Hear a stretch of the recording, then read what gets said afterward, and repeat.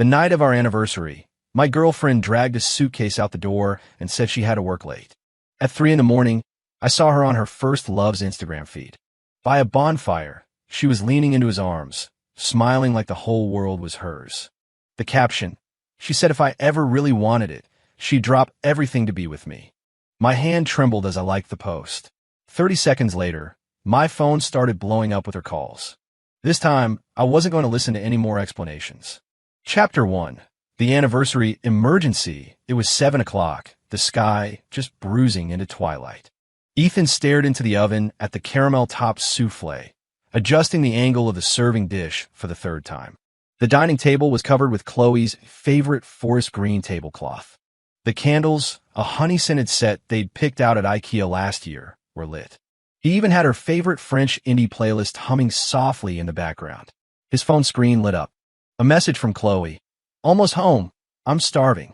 It was followed by a cute cat emoji begging for food. A smile tugged at Ethan's lips. He sent back a simple waiting for you sticker and turned to check on the soup. The short ribs and corn chowder bubbled in the Dutch oven, its rich aroma filling the whole apartment. He did a quick mental calculation. This was their 5th anniversary. It deserved a little ceremony. The sound of the key in the lock turned just as Ethan was carrying the souffle out from the kitchen. You're back, he said, his voice full of warmth. I simmered these ribs for 4 hours. You have to smell this. The words died in his throat. Chloe didn't look at him or at the carefully set table. She was pulling a 24-inch rolling suitcase behind her, the wheels making a dull, heavy sound against the hardwood floor. She was still in the gray power suit she'd worn to work that morning, but her hair was a little messy and her lipstick had faded, leaving her washed out and exhausted. No, not exhausted. It was indifference. What are you? Ethan set the dish down, wiping his hands on a kitchen towel. Chloe parked the suitcase by the entryway and bent down to change her shoes. Her movements were slow, deliberate, like a scene in a movie playing at half speed. When she finally looked up at him, her eyes were flat, like she was looking at a piece of furniture. Something came up at work, she said, her voice devoid of emotion. I have to fly out for an emergency trip.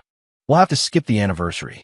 Ethan stood frozen, the wadded-up paper towel still clutched in his hand. A business trip? He repeated, as if the words were in a foreign language. Now, it's 7:30 at night. Yeah, it's urgent. Chloe walked past him, heading straight for the bedroom. The suitcase wheels rumbled again, a low thud-thud-thud across the wood floor, over the tiles he'd just cleaned, and over the sweet, cloying notes of the French pop song still playing in the living room. Ethan followed her into the bedroom.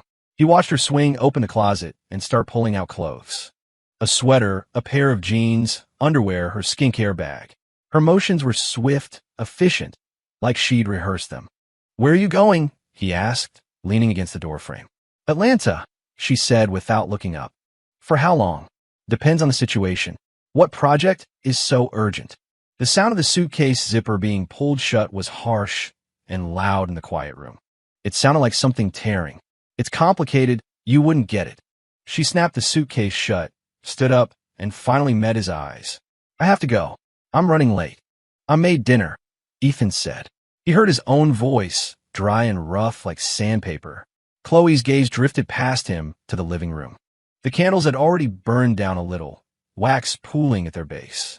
The souffle had collapsed, a sad, deflated heap on its plate. The steam from the chowder had long since dissipated, a thin film of fat congealing on the surface. You eat it, she said, then grabbed the handle of her suitcase and walked out. Ethan didn't move. He watched her go to the entryway and slip on her heels. He watched her smooth her hair in the mirror, her eyes catching his for a fleeting, empty moment. He watched her pull open the door, and just as a gust of cold air swept in, she said, I'll call you when I land. The door clicked shut, not a slam, but a crisp, clean sound. So clean that Ethan felt it didn't come from the door, but from somewhere deep inside his own chest.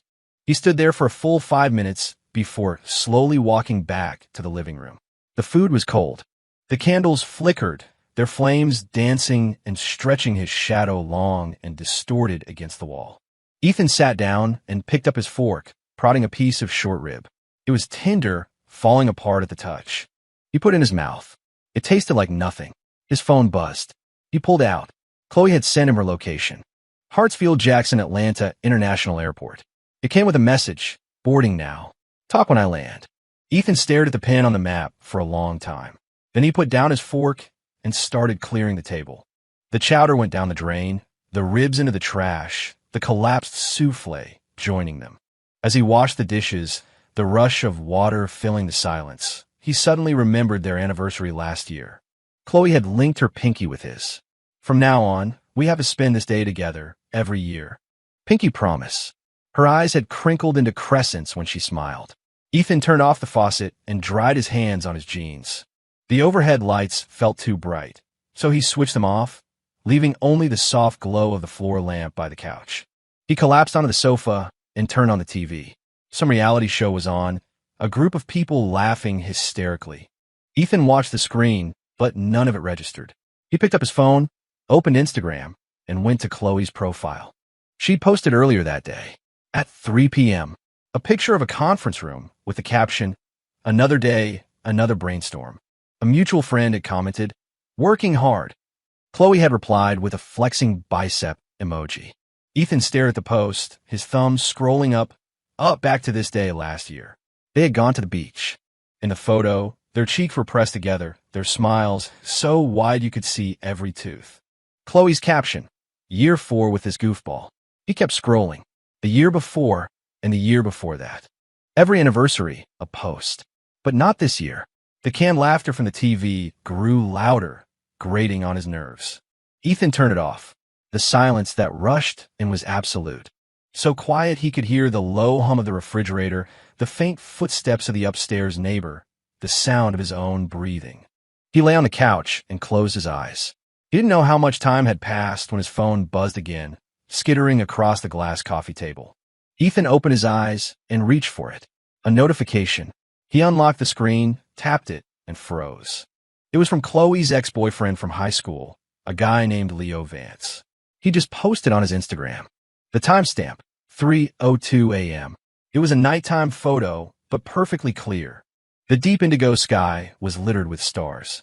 A bonfire crackled in the foreground, sending sparks into the air. Beside the fire, two people were huddled close. So close their clothes were pressed together. The woman was Chloe. She was wearing a cream-colored knit sweater, her hair loosely pinned up. Her face was turned to the side, her eyes fixed on the flames. And she was smiling. Not her polite, professional smile, or the tired smile she gave him after a long day. This was a smile that lit up her entire face, that poured out from her eyes. A smile of pure, unguarded happiness. She was leaning on the shoulder of the man beside her. And the man was Leo. His arm was wrapped around her shoulder, his chin nearly resting in her hair. He was smiling too. Beneath the photo was a single line of text. She said if I ever really wanted it, she'd drop everything to be with me. Ethan stared at the picture for a long time. So long the screen went dark, and he had to press the button to light it up again. And again, he examined it so closely he could see the slight pilling on Chloe's sweater, the tiny mole on her earlobe, the shadow of her eyelashes in the firelight. He could even see the hand Leo had on her shoulder, the long fingers, the neatly trimmed nails. So that was it. An emergency at work. An urgent business trip. Atlanta. Running late. All the scattered pieces clicked into place, forming a picture he never wanted to see. First, there was a hollow feeling in his chest, like something had been scooped out. Then came the pain. Not a sharp, stabbing pain, but a dull, heavy ache like a boulder was pressing down on him, making it hard to breathe. Ethan sat up, gasping for air in the dark. The yellow light from the floor lamp cast his trembling shadow, huge and monstrous, on the wall. He picked up his phone, looked at the picture one more time. Then he lifted his thumb and tapped the small heart icon. Almost instantly, his phone erupted with a shrill ring. The screen lit up with her contact photo, a smiling selfie she had set herself, and the name, Chloe. Ethan stared at the smiling face for 3 long seconds, letting it ring. Just before it went to voicemail, he swiped to answer. Ethan, let me explain. Chloe's voice crashed through the speaker, frantic and breathless. He could hear the wind whipping in the background. It's not what you think. We were just hanging out with some old friends. He happened to be in town. How's the weather in Atlanta? Ethan cut her off, his voice unervingly calm. The other end went silent. A few seconds passed. Chloe's voice was smaller now, uncertain. It's fine. Are the stars nice? Ethan, don't be like this. Is the fire warm? I was feeling stressed. I just needed to get away for a bit. And I was afraid you'd overthink it. So you lied to me, Ethan finished for her. Only the sound of her ragged, suppressed breathing came through the phone. Ethan looked out the window. The sky was still dark, but a faint, bruised gray was beginning to show on the eastern horizon. The streetlights below were still on, casting blurry halos on the damp pavement. Chloe Miller, he said, using her full name for the first time in years. Yeah, she whispered. We're done. He didn't wait for a response. He ended the call, switched his phone to silent, and placed it face down on the coffee table. The screen lit up a few more times with message notifications. He ignored them. He stood up, walked to the window, and lit a cigarette. He'd quit a while ago, but he kept a pack in a drawer for emergencies. This qualified. He was halfway through the cigarette when the phone started vibrating again. A call. The name, Chloe, pulsed on the screen. Ethan glanced at it, let it vibrate. It stopped, then started again. Stopped, then started again. A silent, desperate battle. Finally, he picked it up. Just as his thumb hovered over the answer button, he pressed decline instead. He opened his messaging app, found her conversation. The last message was from the day before, her text saying, I'm craving your chowder tomorrow. Ethan began to type, slowly, deliberately. I threw out the chowder. Threw out the ribs, too. You don't have to make up excuses anymore. Let's just end this cleanly. He hit send. Then he muted her conversation. After that, he stubbed out the cigarette and went to take a shower. The hot water beat down on his head, running over his face and neck. He closed his eyes, but the image was burned into his mind. The bonfire, the stars, her smile as she leaned on another man's shoulder. So a person really could live in two different stories at the same time.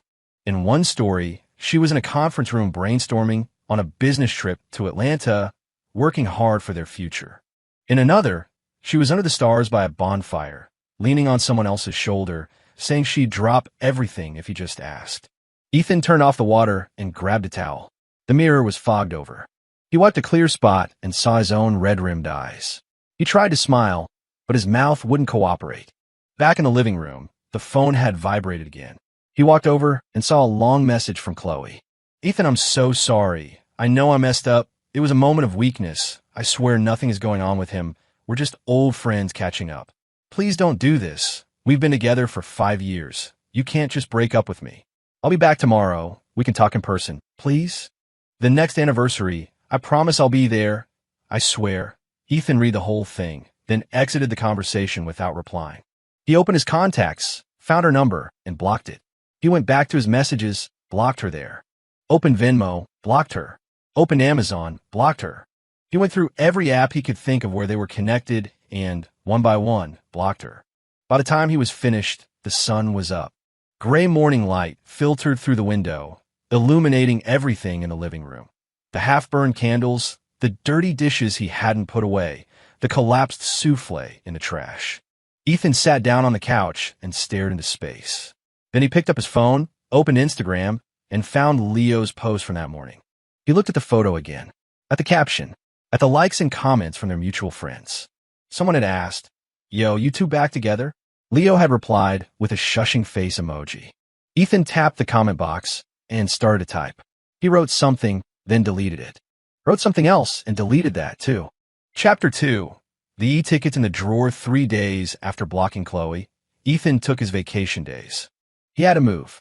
They'd rented this apartment for 3 years, and every corner of it was filled with their shared life. The pink bunny slippers by the door, the 2 toothbrushes side by side in the bathroom, the fridge covered in magnets from their trips. It used to feel like home. Now, every object was a tiny needle, pricking him when he wasn't looking. Packing felt like performing an autopsy on their relationship. He had to take out all the sweet, warm, intimate memories one by one and sort them. Keep, toss, or burn. Well, you couldn't burn things anymore. You had to sort them for recycling. Ethan sat on the floor, flanked by 2 large cardboard boxes. One was labeled Keep, the other Toss. The Keep box currently held a single, empty photo album. The Toss box was nearly full. He started in the living room. The coffee table drawer was a mess of junk. old movie ticket stubs, expired restaurant coupons, a map from a hiking trip, and a few arcade tokens from some forgotten date night. Ethan scooped it all up and dumped it into the toss box with a clatter. When he stood up, he banged his knee on the corner of the table and winced. An old injury. Chloe had slammed the door during a fight once, and he'd caught his leg trying to stop her. She'd cried and apologized, rubbing it for half an hour. Looking back, he should have billed her for it. The bedroom was ground zero. Her clothes took up 2/3 of the closet space. Dresses, blouses, and coats, all meticulously organized by color and season, at her insistence. "It's more calming to look at," she'd said. Ethan methodically removed his own clothes, folded them, and packed them into moving bags. He moved slowly, as if disarming a bomb.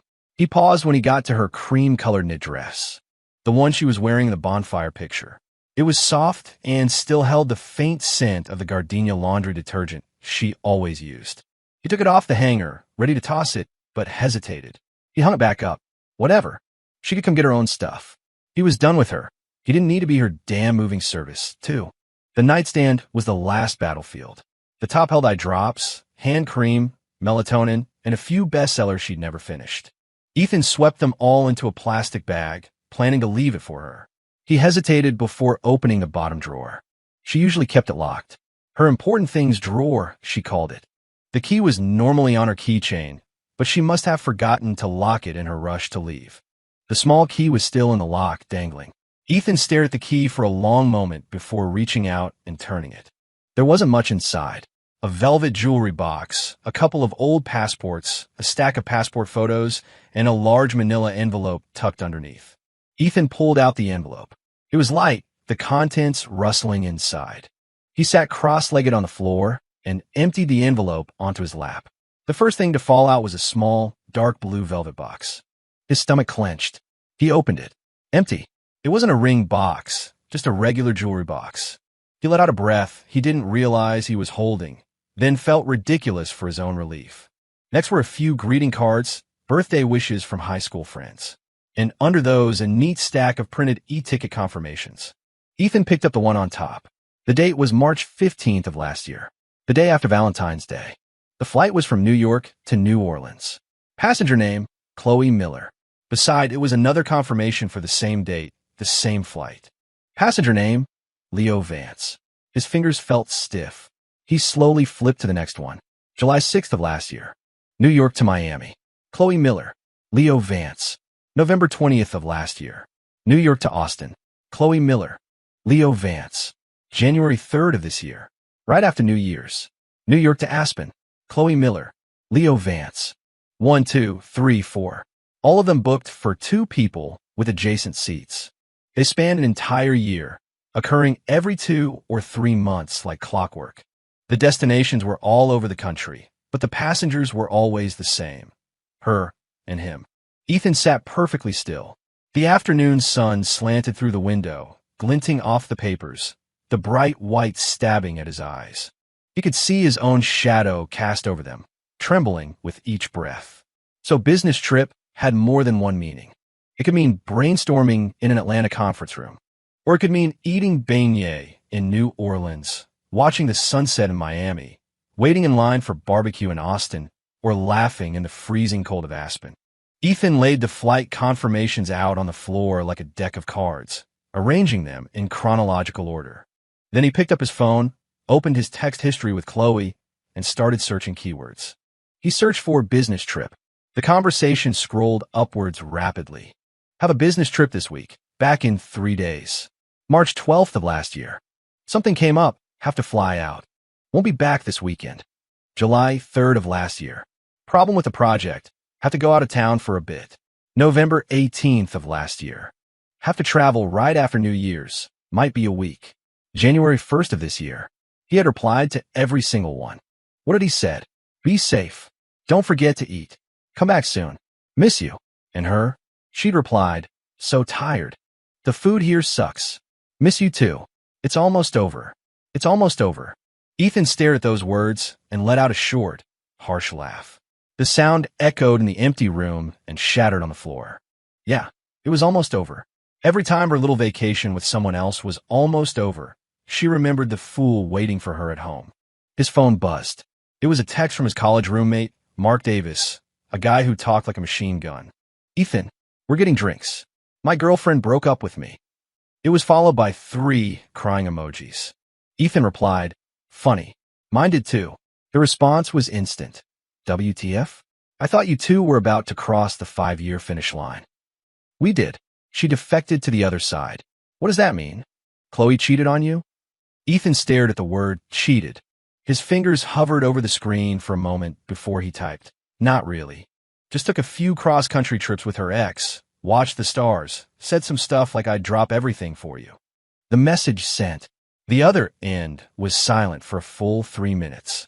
Then his phone rang. It was Mark. Ethan, where are you right now?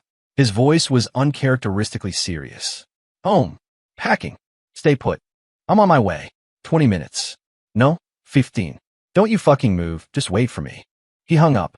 Ethan tossed his phone onto the couch and went back to staring at the flight confirmations. He picked up the most recent one, Aspen, January 3rd.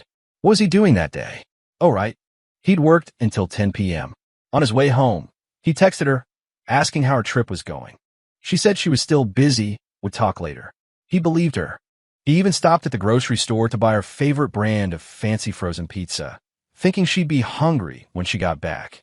The pizza sat in the freezer until it got freezer burn. She never came home that weekend. Now he knew. That night, she was in Aspen in sub-zero weather, looking at ice sculptures and eating gourmet food with another man, smiling from ear to ear. A frantic knocking echoed from the front door. Ethan opened it to find Mark, out of breath, and holding 2 12-packs of beer. Where is she? Where's Chloe? He demanded, his eyes scanning the apartment. She moved out. Son of a bitch. Mark slammed the beer on the floor and rolled up his sleeves. Who's the guy? Where does he live? I swear to God I'll go over there and break both his legs. The image made Ethan laugh, a real laugh that shook his shoulders. He pointed to the papers on the floor. Take a look at these first. Mark bent down and picked them up one by one. As he read, his expression shifted from rage to shock, from shock to disbelief, and finally settled on a look that said, Am I going crazy? This is all Chloe. He held up the Aspen itinerary. With that Leo guy, her ex from high school. Yep. This started last March. Yep. Like every few months? Pretty much. Mark collapsed onto the floor, sending a few beer cans rolling toward the wall. He ran his hands through his hair, over and over, as if trying to scratch an idea out of his head. Dude, Ethan, how did you not notice anything? Ethan sat down next to him and cracked open a beer. Foam fizzed over his hand. He licked it off. It was bitter. She said she had a business trip. I believed her. She said she was working late. I believed her. She said she was tired and wanted to sleep early. I believed her. He took a long swallow, the cold alcohol burning a path down his throat. I'm such an idiot, right? You're a fucking idiot. Mark grabbed a beer for himself. Dude, I'm not trying to kick you when you're down, but this isn't a business trip. This is a goddamn cross-country affair tour. It was crude, but it was true. Ethan tipped his head back and finished the beer, crushing the can in his hand and tossing it into the toss box. It landed with a loud, satisfying clang. So what now? Mark asked. You gonna confront her? Punch the guy? Or, I'm moving out. Ethan stood up, brushing the dust off his pants. The lease is up at the end of the month. I'm not renewing. As for her stuff, he gestured around the room. If she wants it, she can get it. If not, it's getting tossed. And that's it. What else is there? Ethan looked at him. Get on my knees and beg her to stay? Go find this Leo guy and get into a fight and hope that makes her come back to me. Mark went quiet, nursing his beer. They sat in silence for a while. The sun began to set, casting a warm, orange glow through the windows, bathing the room in a false sense of peace. The light reminded Ethan of an evening last fall. He and Chloe had been curled up on the couch, watching a movie. Her head was on his shoulder, her feet in his lap. She'd fallen asleep halfway through, her soft breaths warming his neck. He hadn't dared to move, sitting perfectly still until the movie ended, his shoulder completely numb. Back then, he thought he could live like that forever. It was good enough. Now he realized it was probably only good enough for him. Hey, Mark said suddenly. Remember last November, we had that get-together, and Chloe said she had to go out of town for a training seminar? Ethan nodded. Well, Our buddy Kevin said he thought he saw her at the airport that night with some guy. We all laughed at him, told him he was seeing things. We said she was in Philly. She even posted her training schedule on Instagram. Mark's voice got quieter as he spoke. Looking back, Kevin probably wasn't seeing things. Ethan didn't reply. He walked to the fridge and pulled open the freezer. In the very back was a box containing the fancy frozen pizza, now over a month old and covered in ice crystals. He took it out and opened it. The contents were frozen solid, a grotesque, icy corpse of cheese and pepperoni. He walked to the trash can and threw the whole thing in, box and all. It landed with a dull thud. "It's tossed," he said, not to anyone in particular. Mark came over and clapped him on the shoulder. "Hard. Once, twice. Where are you moving? Found a place yet?" "Looked at a few spots, haven't decided. You can crash on my couch for a while if you need to. It's big enough." "No, thanks." Ethan shook his head. "I can handle it." "Handle my ass." Mark glared at him. "Look at you. You look like your soul's been sucked out." Ethan managed a small smile and didn't argue. He walked to the window and looked down at the street. Rush hour. The flow of cars was a river of light, moving slowly. Everyone was in a hurry to get home, to a place where someone was waiting or where they were waiting for someone. He used to be one of them. "Mark," he said suddenly. "Yeah. How much does someone have to not love you, to be able to live with you and date someone else at the same time?" Mark opened his mouth, but no sound came out. The question was brutal, a knife twisted. Finally, he said, "It's not on you, man. It's on her. She's messed up." Ethan smiled again. He turned, his back to the window, his figure silhouetted against the deepening twilight. "I know. I was just curious. Curious about all those times over the past year. She texted me, 'Miss you.' Who was she really thinking of? I was curious if, when we were eating dinner, or watching a movie, or even, if his face ever flashed in her mind." He spoke slowly, calmly, as if telling someone else's story. "But then I figured it out. It doesn't matter," he said, pausing. "It's like you bite into an apple and find half a worm. You don't wonder how long the other half has been living inside you. You just think, next time I better check the apple before I buy it." Mark stared at him for a long moment, then raised his beer can. To checking the apple. Ethan raised his own can. To checking. The cans clinked. They drained them and tossed the empties into the trash, where they joined the freezer-burned pizza. Night had fallen. Ethan turned on the lights, filling the room with a harsh, white glare. He knelt and resumed packing. This time he was much faster. No more looking, no more thinking. Just grab, sort, toss, or keep. A heartless machine. Mark helped, packing books from the shelves and wrapping dishes and newspaper. They made small talk about work, about sports, about a new barbecue joint that had opened up, about anything but Chloe, Leo, or the stack of e-tickets. It wasn't until they were clearing out the study that Mark found something in the bottom drawer of the desk. "Ethan," he said, his voice strange. "This thing, you still want it?" Ethan turned. Mark was holding a picture frame. A simple wooden frame with a photo inside, from the beach trip last summer. He had his arm around Chloe, and they were both grinning at the camera, the setting sun and the ocean behind them. At the bottom of the photo, Chloe had written in a silver pen, "Year 4 with this goofball." Ethan walked over, took the frame, and looked at it for 3 seconds. Then he walked to the window, slid it open, and threw the frame out. It arced through the air and disappeared into the night. A few seconds later, a faint, sharp shattering sound drifted up from below. The sound of something breaking so completely it could never be put back together. "I don't want it," he said, closing the window. Chapter 3.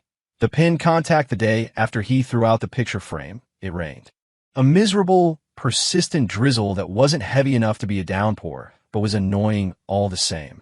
Ethan sat in the passenger seat of the moving truck, watching the wipers swish back and forth like a tireless metronome.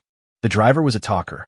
He'd been going on since they left about how moving in the rain was the worst luck, and how young people these days break up over nothing. "Just yesterday, I moved a couple. Married 3 years, getting divorced." The woman was crying so hard her makeup was running down her face, the driver said, glancing at him in the rearview mirror. "You too, buddy. Break up." "Yeah," Ethan said, his eyes on the window. "Tough break. Saw your stuff, all neat and packed. You seem like a guy who's got his life together," the driver sighed. "Hard to find a good woman these days. One who wants to build a life with you, even harder." Ethan didn't answer. He watched the raindrops trace paths down the glass, like tears. But the glass wasn't crying. He was. The new apartment was in an old building, a fifth-floor walk-up.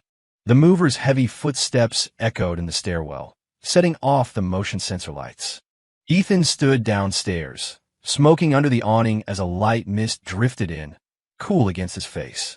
His phone vibrated incessantly in his pocket. He pulled out an unknown number from a New York area code. He declined the call. A few seconds later, it rang again. Declined. Again. Finally, he answered, saying nothing. Ethan. It was Chloe's voice, hoarse, as if she'd been crying. Don't hang up. Just let me say something. Ethan stubbed out his cigarette in a nearby bin. Go on. I'm downstairs at your place. I mean our old place. I brought you breakfast, those everything bagels you like from downtown. They're still warm. She spoke quickly, afraid of being cut off. Can we please just meet? For a minute? 10 minutes? 5? I need to talk to you. There's nothing to talk about. Yes, there is. Her voice rose, then dropped to a pleading tone. Ethan, I know I was wrong. I really know I was wrong. Just give me a chance to explain in person. Please? I'm begging you. Ethan watched the rain. A stray cat, soaked to the bone, darted across the street. It looked pathetic. But you couldn't take in every pathetic stray, he thought. It might scratch you, piss on your couch, eat all your food, and then run off with another cat. Chloe, he said, his voice flat. I saw the plane tickets. The other end of the line went dead silent. He could hear her sharp, shaky intake of breath. It's not what you think. Her voice was a whisper, like air leaking from a balloon. Then what is it? Ethan asked. Was it a platonic friendship that required monthly cross-country flights?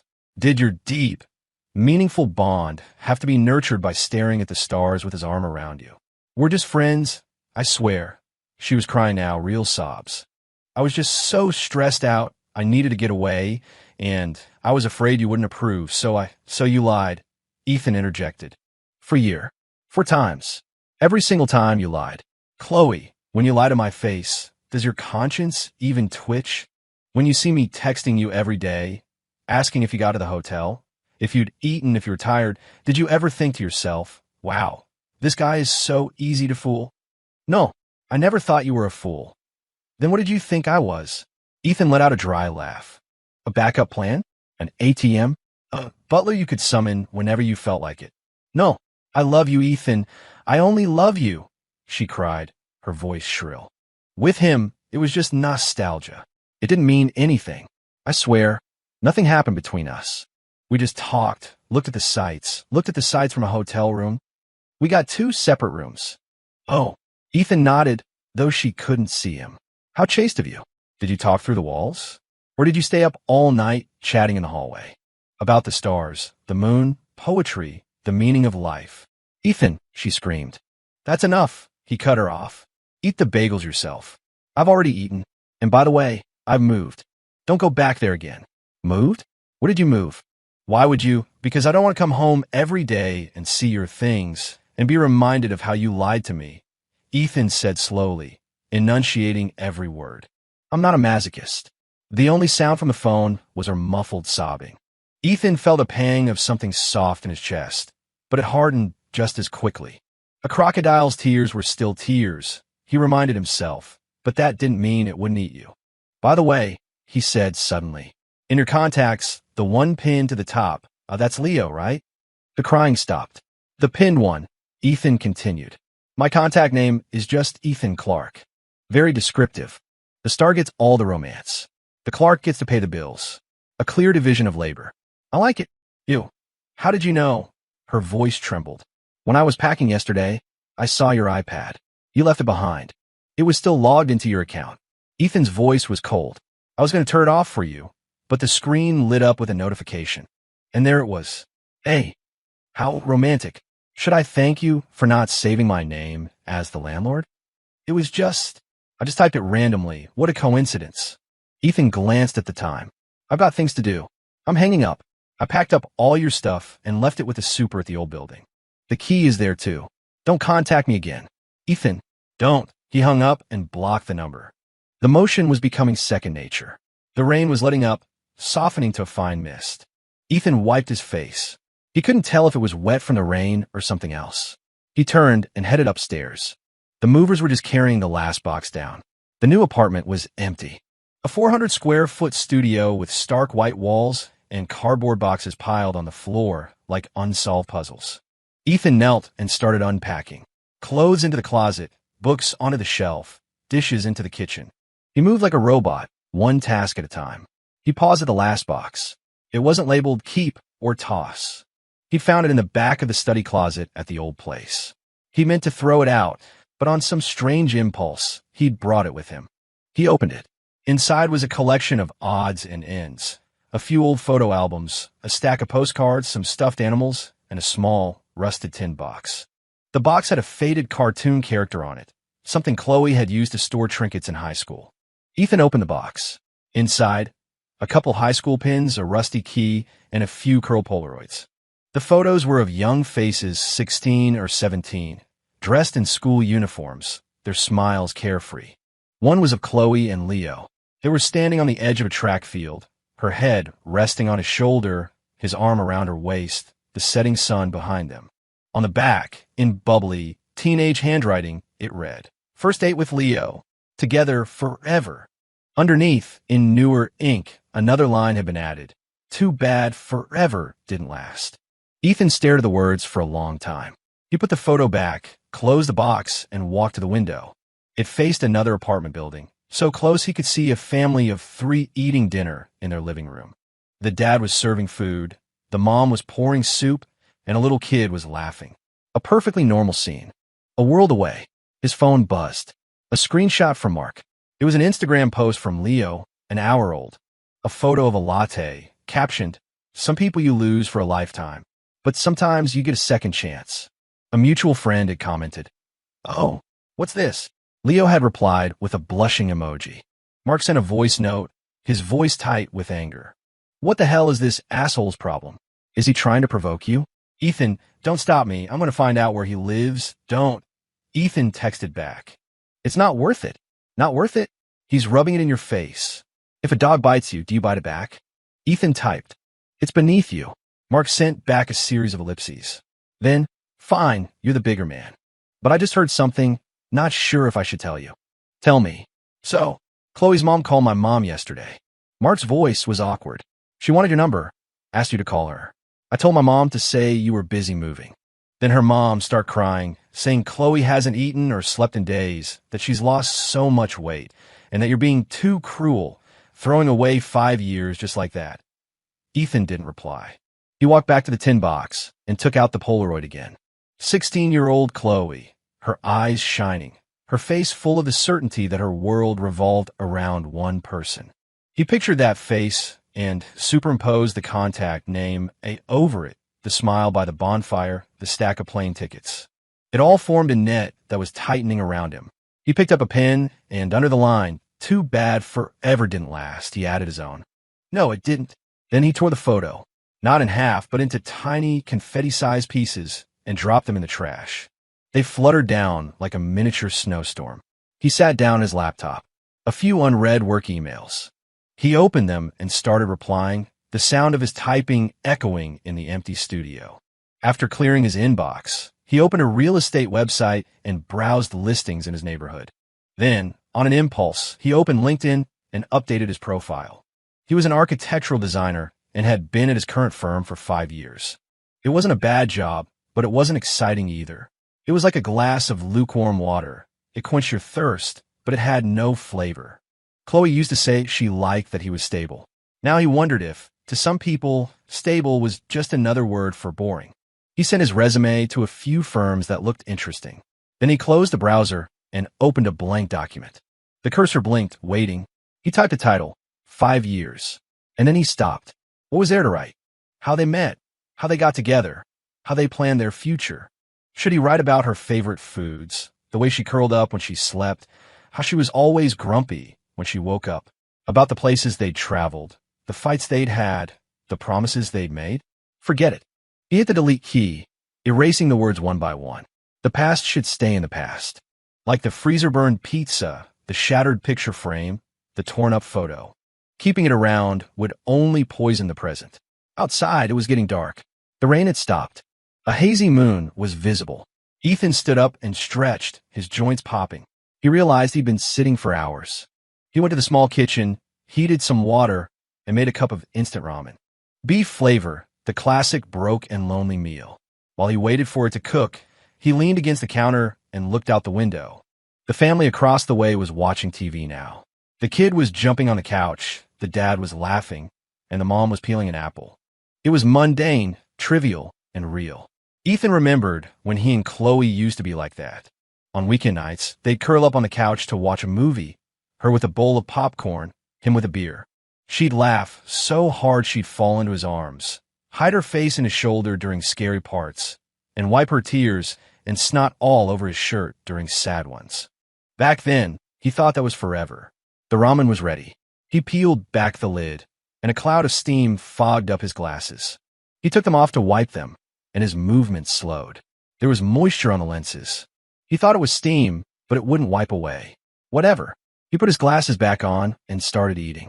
The noodles were a little soggy, but they were edible. He ate methodically, as if completing a ritual. Halfway through, his phone vibrated. A text. Unknown number, but he knew who it was. Ethan, I'm downstairs at your new place. I know you don't want to see me, but I just want to say one thing. I kept the tickets, yes, but I wasn't the one who initiated it. He booked them every time and sent me the confirmations as a memento. I admit I was weak and didn't refuse, but I swear I never did anything to betray you. Please, just believe me one last time. Ethan put down his chopsticks, walked to the window, and looked down. The streetlights in the old neighborhood were dim, but he could see a figure standing below. A small, thin person in a light-colored coat, looking fragile in the night wind. She was looking up, but her gaze was unfocused, as if she didn't know which window was his. Ethan watched her for a moment, then drew the curtains shut. He went back to the table and finished his ramen, slurping down the now lukewarm broth. He picked up his phone and replied, It's pointless for you to stand there. I'm not coming down, and I'm not seeing you again. It doesn't matter who booked the tickets. What matters is that you went. You went, and that was your choice. You made your choice, and I've made mine. That's all. He hit send and blocked this number, too. He washed his single bowl and single pair of chopsticks and put them away in the empty cabinet. It looked sparse, but he thought, maybe empty is better. At least it was clean. At least nothing would jump out and stab him. He took a shower, the hot water turning his skin red. As he dried his hair, he looked at his reflection. His eyes were a little swollen, and a dark stubble was emerging on his jaw. He looked tired and worn out, but at least he looked like himself. He got into bed and turned off the light. Darkness flooded the room. He stared at the blank, white ceiling. It wasn't like the one at his old place, which Chloe had insisted on covering with glow-in-the-dark stars. She'd said it was romantic. Now there's just darkness. Nothing to see, nothing to think about. The phone screen glowed. A message from Mark. Her mom called my mom again. Said Chloe's been standing downstairs for 2 hours, crying her eyes out. You're really not going to go down? Ethan replied, No, you're a cold man. It's not about being cold.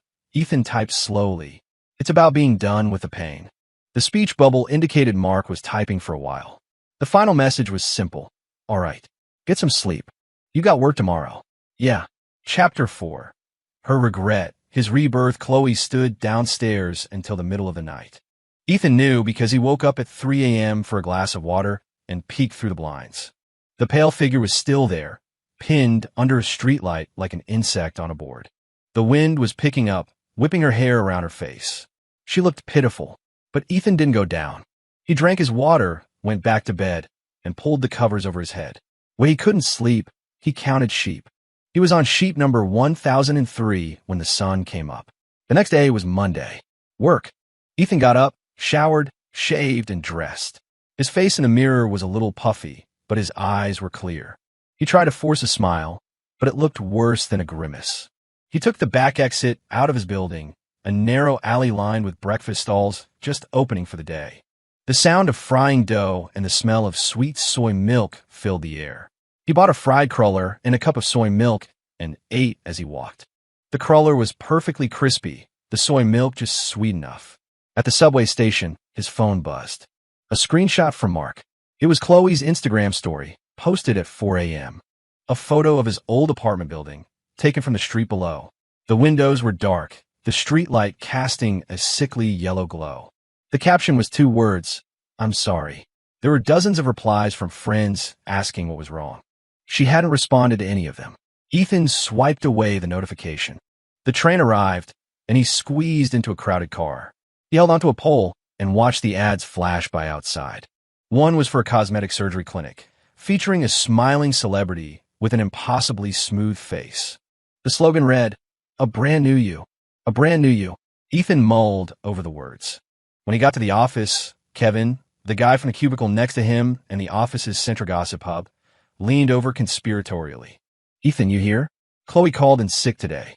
Ethan grunted a non-committal and opened his email. "Said she has a fever," Kevin whispered, but she sounded like she'd been crying. "You guys fight." "We broke up," Ethan said, his eyes fixed on the screen. "What?" Kevin's jaw dropped. "Seriously? After 5 years? How could you just break up? What's the alternative?" Ethan turned to him. "Wait another 5. Kevin stared, speechless, and retreated to his cubicle. Ethan went back to his emails. A client was demanding revisions on a project proposal, and he didn't have time for anything else. At lunch, Mark texted again, "Chloe's mom ambushed my mom at her weekly bridge game." It was followed by a facepalm emoji. Ethan sent back a question mark. "She demanded my mom give her your new address. My mom said she didn't know. So she started crying, saying her daughter was becoming depressed, wasn't eating or drinking, just saying her name over and over." Mark's voice note was layered over the sound of shuffling cards. "My mom almost caved, but I stopped her. I told her, 'Andy, stay out of other people's relationships. You'll just get burned.'" "Thanks," Ethan replied. "Don't thank me. I just think she made her bed. Now she has to lie in it." "But seriously, man, you're not wavering at all? It sounds like she really gets—" Ethan put down his fork. The cafeteria food was too salty today. He took a long drink of water. "Getting it and changing are 2 different things," he typed.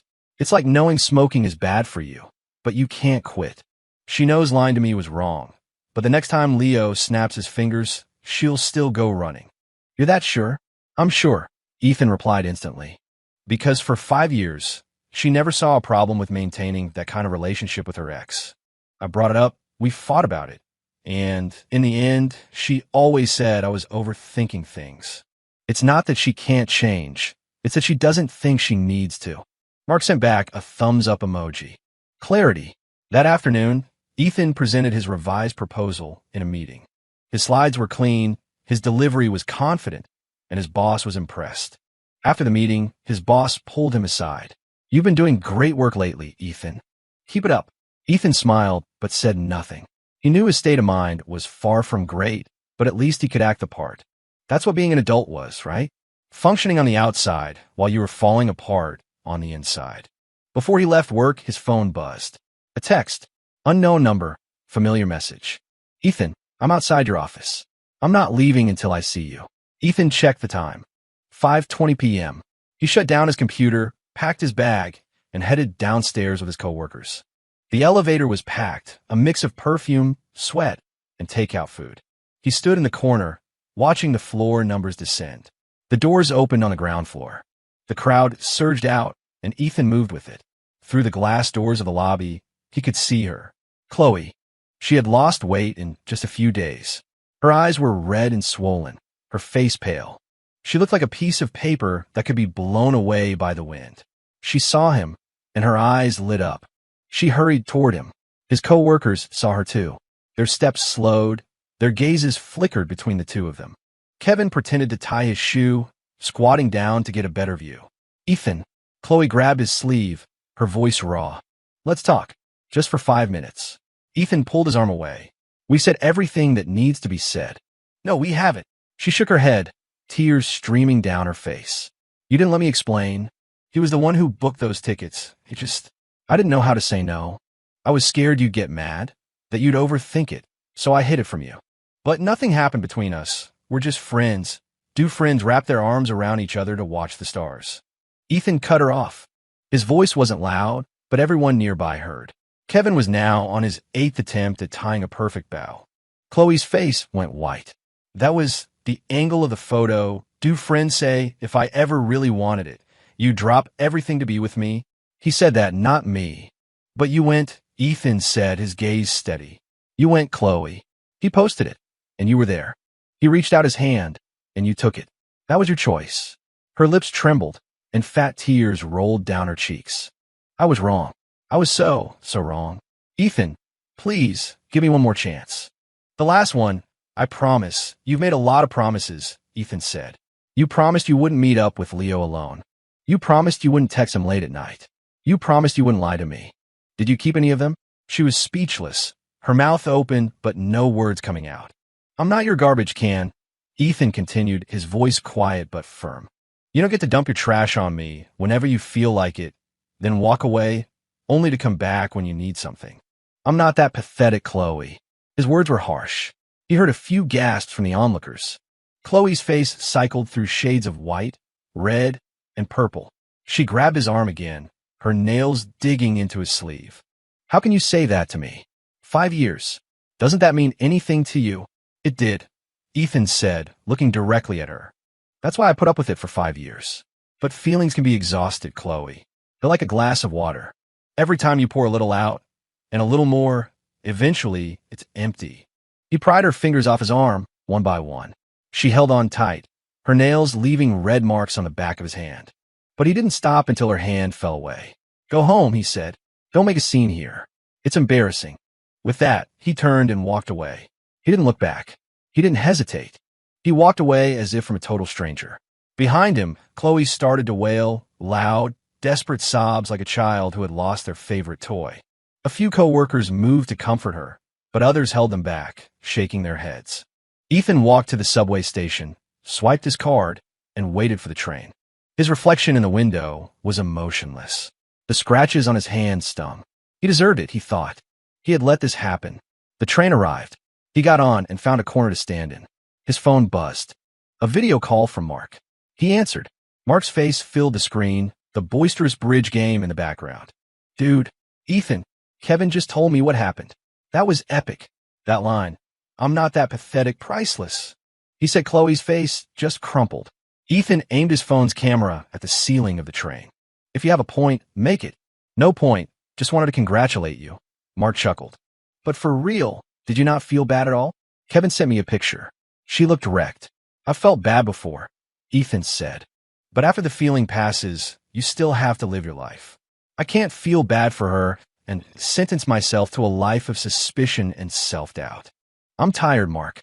I'm just so tired. Mark's laughter died. After a few seconds of silence, he said, I get it. Hey, want to come over tonight? I'll order us some wings. Extra spicy. Fight fire with fire. Can't. I have a meeting. With who? A new girl? A recruiter, Ethan said. A firm is trying to poach me. The offer looks good. Going to check it out. Hell yeah, Ethan. That's what I'm talking about. A brand new you. A brand new you. The phrase from the ad again. Ethan ended the call and opened his messages, scrolling through his conversation with the recruiter.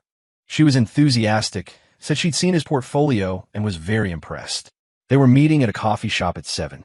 He texted back a confirmation, then, on impulse, opened his conversation with Chloe. Even though he'd blocked her, the chat history was still there. He scrolled up, way up, to when they first started dating. She used to be so talkative then, a little chatterbox. She'd send him pictures of her food, tell him about her day, even send him photos of weird cats she saw on the street. He'd reply to every single one. If he was too slow, she'd get mad and bombard him with emojis. When did that change? Her messages became shorter, her replies slower. The reason was always busy, tired, talk tomorrow. He thought she was just stressed from work. Now he knew. She wasn't busy. She was just giving her words, her time, her energy to someone else. Ethan exited the chat and deleted the entire conversation. It wasn't out of anger. It was just unnecessary. It was like a scab. You had to rip off the bandage. It would hurt, but leaving it on would only slow the healing. His meeting with the recruiter went well. It was a boutique design firm, smaller than his current company, but working on more interesting projects. The salary was a 30% increase. After an hour, they agreed to set up a second interview with the partners. It was after 9 when he left the coffee shop. The night air was cool. Ethan zipped up his jacket and walked slowly down the street. He passed a flower shop that was closing for the night. The florist was throwing unsold flowers into a bucket. Roses, lilies, baby's breath, all of them wilting. Like love past its expiration date. He kept walking. He stopped at a convenience store for a bottle of water. At the counter, he saw the hot food display, steam rising from the soup. He paused for a second, then just paid for his water and left. Outside, he twisted off the cap and took a long drink. The cold water was refreshing. His phone rang. Chloe's mother. Ethan stared at the number for a long moment before answering. Hello, Mrs. Miller. Ethan, her voice was thick with tears. Please, Ethan, I'm begging you, just see Chloe. She really knows she was wrong this time. She hasn't eaten or slept. Mrs. Miller. Ethan interrupted gently. This is between Chloe and me. Please don't worry about it. How can I not worry? She's my only daughter, she sobbed. Ethan, you've been together for 5 years.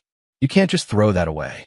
Chloe was foolish. She made a mistake, but she loves you. She doesn't care about that Leo boy anymore. It was just a moment of weakness. Mrs. Miller. Ethan's voice was quiet but steady. If she loved me, she wouldn't have lied to me over and over again. If she loved me, she wouldn't have ditched our anniversary to be with someone else. If she loved me, she wouldn't have saved my contact as Ethan Clark while saving his as a... Chloe's mother stopped crying.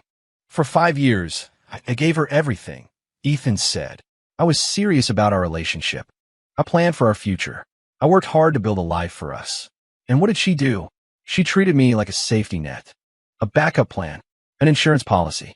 Mrs. Miller, a person's heart isn't made of stone. It can hurt and it can give up. The other end was silent for so long that Ethan thought she had hung up. Then, her voice raspy, she said, I understand. Ethan, Chloe wasn't good enough for you. You, take care of yourself. You too, ma'am. After he hung up, Ethan stood on the street corner and let out a long breath. It fogged up in the streetlight and disappeared. He felt light, as if a massive weight he'd been carrying for years had finally been lifted. The process of lifting it had torn off some skin, and it was raw and bloody. But at least now he could stand up straight. He walked home, climbed the 5 flights of stairs, and unlocked his door. The apartment was dark. He flicked on the light. The room was still sparse, but today he bought a small pothose plant and put it on the windowsill. Its green leaves looked vibrant and alive. He watered the plant, took a shower, and got into bed. His phone was silent. No one else called. He scrolled through the news, watched a few videos, and turned off the light. He fell asleep quickly and deeply. For the first time in a long time, he didn't dream. The next day at work, Kevin approached his desk, hesitant. Before he could speak, Ethan said, We broke up. We're not getting back together. Don't ask again. Kevin nodded meekly and retreated. That afternoon, Ethan received a long text message from Chloe. Ethan, I've been thinking a lot, and you were right. I was selfish. I took your kindness for granted and never considered your feelings. The trips were my mistake. I was greedy. I wanted the stability you offered and the excitement he represented. I always assumed you would be there, so I was careless. I understand now that no one waits around forever. I'm not asking for another chance. I just hope you can be happy. I've packed up all your remaining things from the apartment and left them with the super. Take care. Ethan read the message and deleted it. Then he opened his laptop and started writing his letter of resignation. It wasn't an impulsive decision. He'd been thinking about it for a while. 5 years at the same firm had felt like being a frog in slowly boiling water. He'd lost his edge, his passion. He used to think stability was enough. Now he knew. Stability wasn't about staying still. It was about knowing what you wanted and having the foundation to go after it. He wrote quickly. 10 minutes later, he printed it, signed it, and walked into his boss's office. His boss was surprised. He tried to convince him to stay, offering a raise, a promotion. Ethan just smiled and shook his head. It wasn't about the money. He needed a change of scenery. He felt a sense of relief as he walked out of the office. Back at his desk, he started packing his personal belongings. Kevin came over, his eyes wide. Ethan, you're really leaving? Yep, I'm out. Where are you going? Got another job lined up? Edo. Where? Do they pay well? Ethan clapped him on the shoulder. I'll let you know. He didn't have much stuff. It all fit into one box. His co-workers gathered around to say their goodbyes. Ethan smiled and said he'd keep in touch, though he knew he probably wouldn't. That was another part of being an adult. Most goodbyes were silent. He carried the box downstairs and paused in the lobby. Outside, the sun was shining.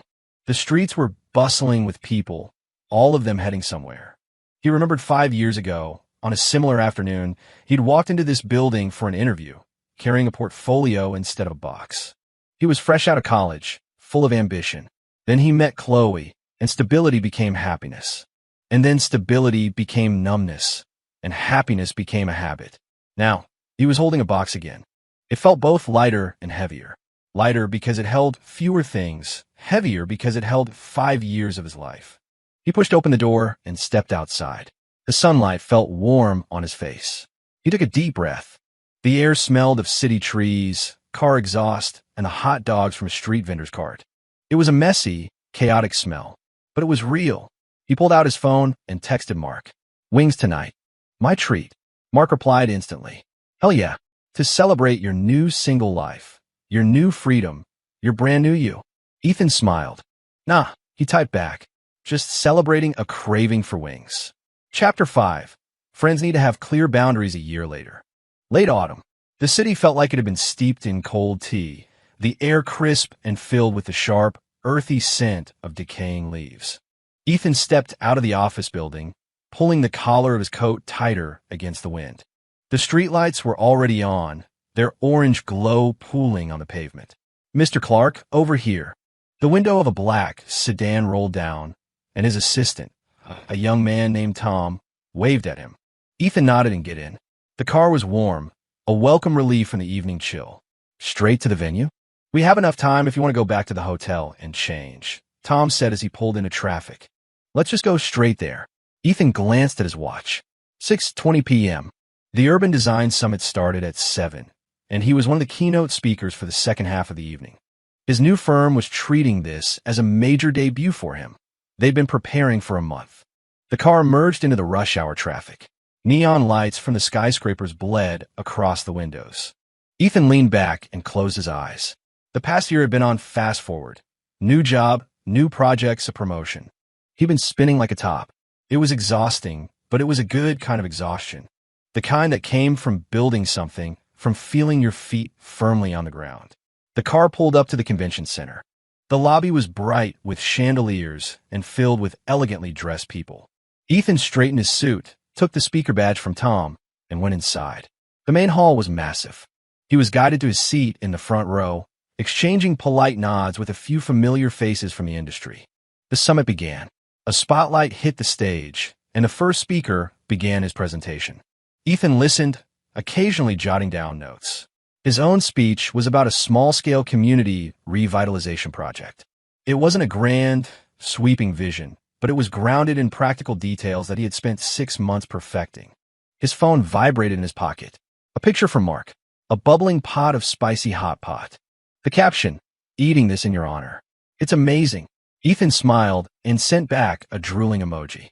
As he was about to lock his phone, he caught a glimpse of a familiar figure sitting a few rows behind him. He paused, but didn't turn around. During the intermission, people began to mingle. Ethan went to the restroom and then stopped at a refreshment table in the hallway for a glass of water. As he turned, he almost collided with someone. "Sorry," he said, stepping aside. He looked up and froze. It was Chloe. She was frozen too, a cup of coffee in her hand. A few drops sloshed over the rim onto her hand. She was wearing a professional, pale gray suit. Her hair was shorter, tucked behind her ears. She was wearing makeup, but it couldn't hide the fatigue in her eyes. Her face was thinner, her chin sharper. "Ethan," her voice was raspy. "Hey." Ethan nodded, his tone as casual as if he'd run into an old coworker. "You're here for the summit?" "My company sent me to learn," Chloe said, her fingers picking at the paper cup. How have you been?" "I'm good," Ethan said, taking a sip of water. "You?" "I'm okay." Her answer was vague. Her eyes scanned his face, as if searching for something. "You look different."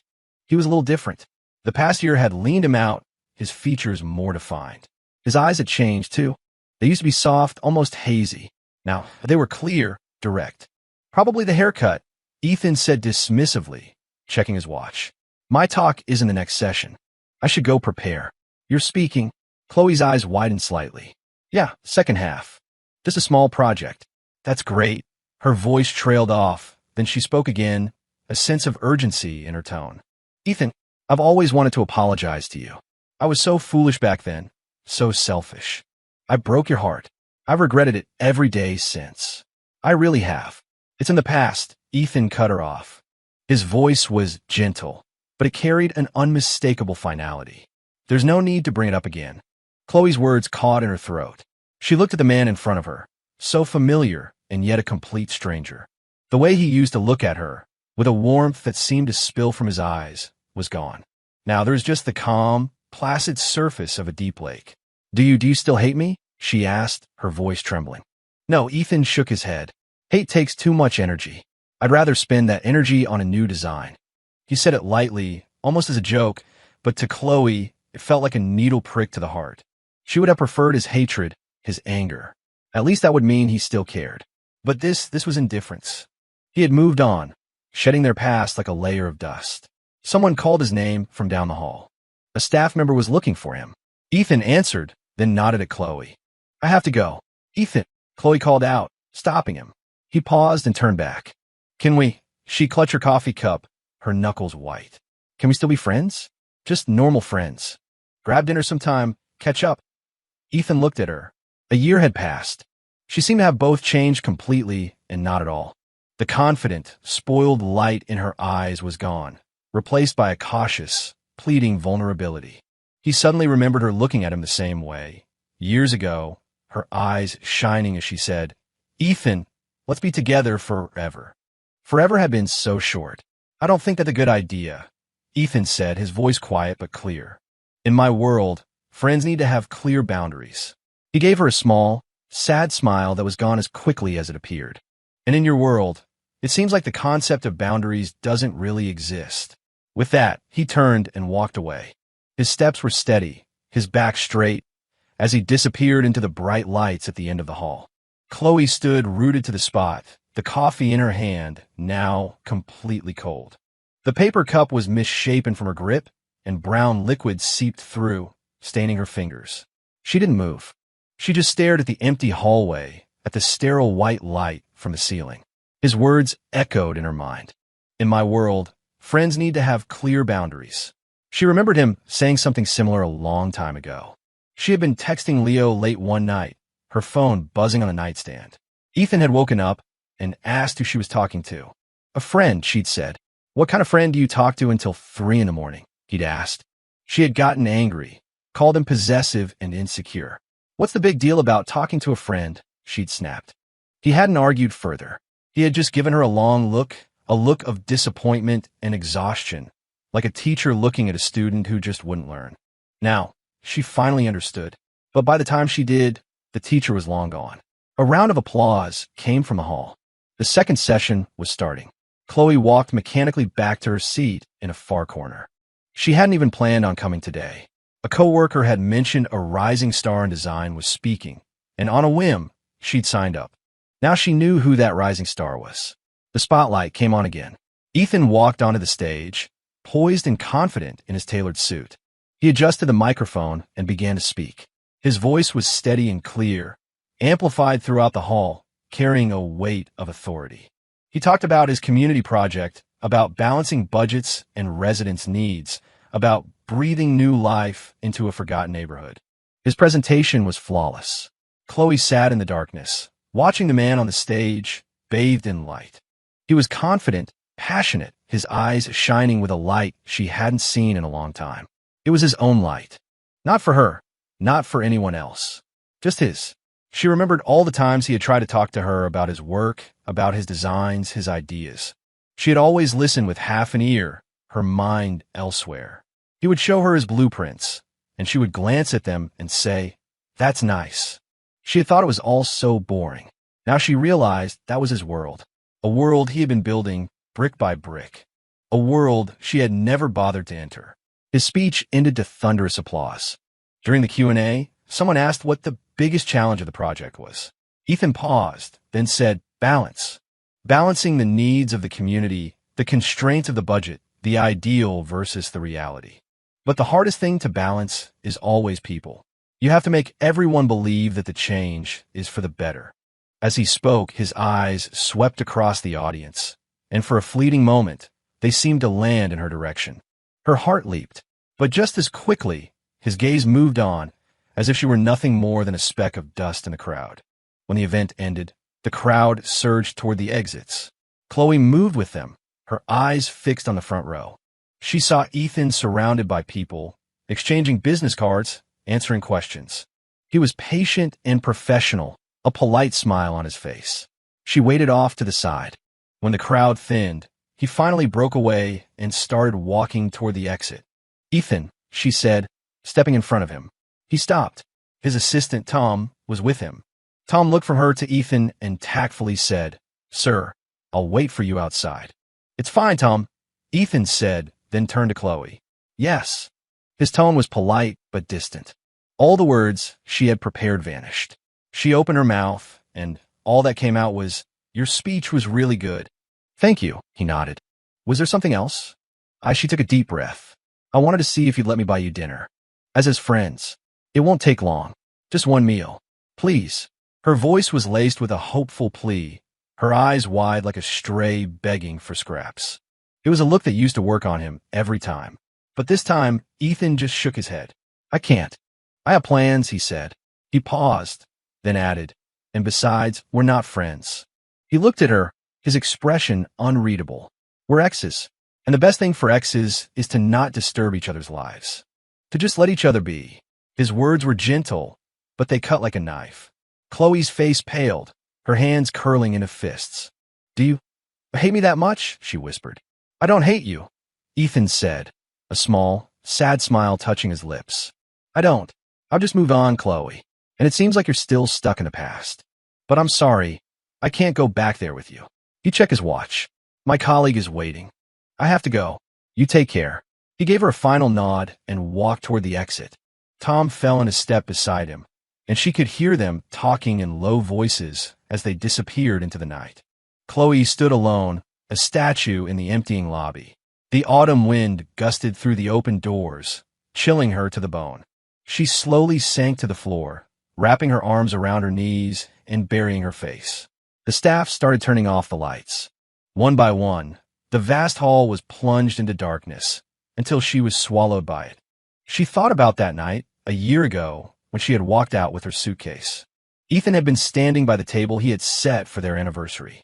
She hadn't looked back because she assumed he would always be there, like a lamp left on in the living room. Now, the lamp was off. No, not off. It was just lighting someone else's way, and she was still standing in the dark. Her phone vibrated in her purse. A message from Leo. "Chloe, I was wrong. Can we please talk?" She stared at the message for a long time. Then she turned off the screen and dropped the phone back in her bag, as if discarding something she no longer needed. She stood up, her legs stiff. She steadied herself against a wall and started walking. The long hallway was empty, her footsteps echoing in the silence. One step, then another like a clock ticking down. She reached the entrance and stepped out into the night. The cold air hit her face. She pulled her coat tight and walked into the darkness. The streetlights stretched her shadow long and lonely behind her. In the distance, a black sedan pulled away from the curb. Its taillights cut two red arcs in the darkness, then disappeared around the corner.